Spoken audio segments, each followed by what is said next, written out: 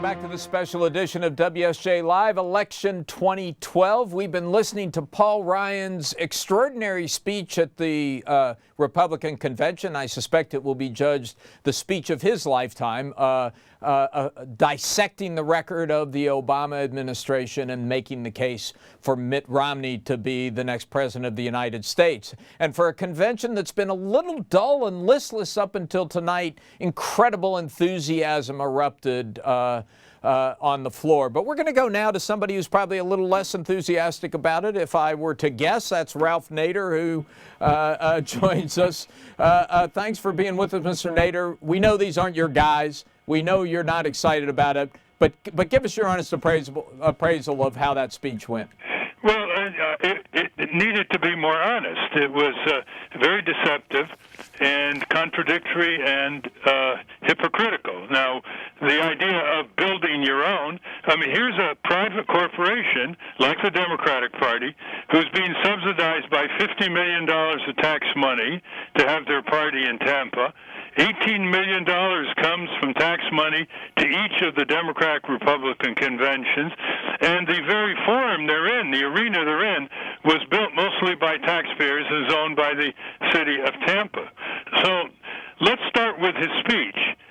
He ran away from his budget plan that his record has been etched with over the years. For example, he said that he condemned corporate welfare and crony capitalism. That's good.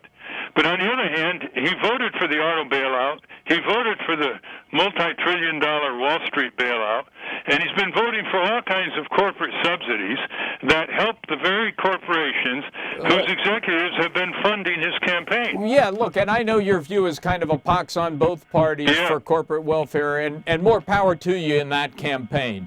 But as somebody who has been in politics, observed politics for a long, long time, you know, you're not the audience he needs to convince. You know the audience he does need to convince. How do you think he did tonight? I don't think he did very well if the standard is accuracy.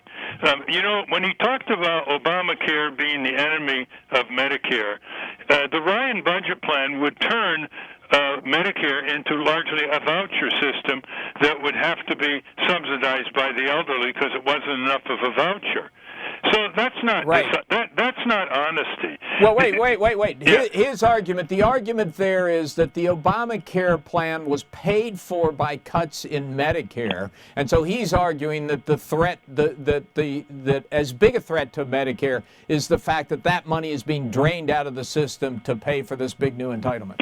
Well, you see, that's another deception. The $700 billion over a number of years that he accuses Obama of taking from Medicare is taken from the subsidy called Medicare Advantage that shifted more and more elderly into Aetna and Cigna and all these health insurance plans. And what Obama did was said, no, we're not going to make Medicare traditional plan recipients give 14 cents on the dollar so that Aetna and its salesmen can have seminars around the country luring elderly people into a Medicare Advantage plan.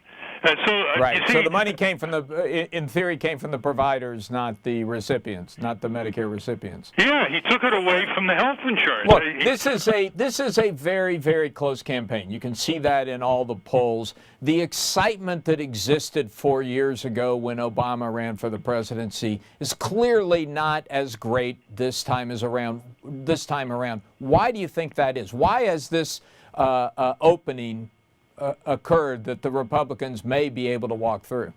Because the Wall Street crashed the Republicans in 2008, and the consequences of this crash, which unemployed so many millions of people and threw us in a deep recession, created all kinds of bailouts, inadequate taxation of the wealthy, wars abroad that are draining the Treasury, will damage any incumbent president, whether it was a Republican or a Democrat. It's a tough environment to run in. Very tough. Now, the interesting thing is that he talks about cutting deficits and not spending money we don't have, yet he admits, Ryan has admitted, this is fact, that the Ryan budget plan will continue deficits into the 2040s.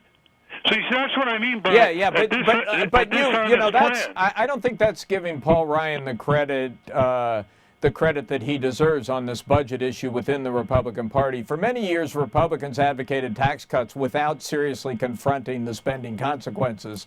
Paul Ryan is taking it on in a much more serious way than his predecessors have in the party. Except that he wants to continue bloated military budgets. He wants to, quote, win in Afghanistan, end quote.